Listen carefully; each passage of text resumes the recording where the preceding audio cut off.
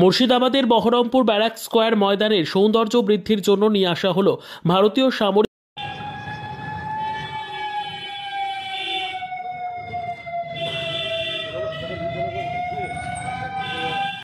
মুর্শিদাবাদের Baharampur barrack square ময়দানের সৌন্দর্য বৃদ্ধির জন্য নিয়ে আসা হলো ভারতীয় সামরিক বাহিনীতে ব্যবহৃত একটি পুরনো ট্যাঙ্ক এআরভি বিজয়ন্তা।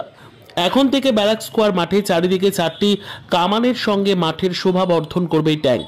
আগামী দিনে জেলার যুবক যুবতীদের উৎসাহ বর্ধক হিসেবে প্রেরণা যোগাবে ভারতীয় সামরিক বাহিনীতে ব্যবহৃত এই ট্যাঙ্কটি।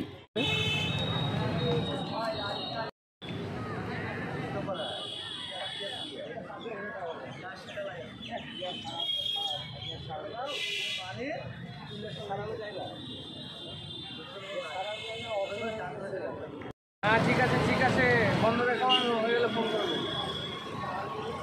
চালু থাক।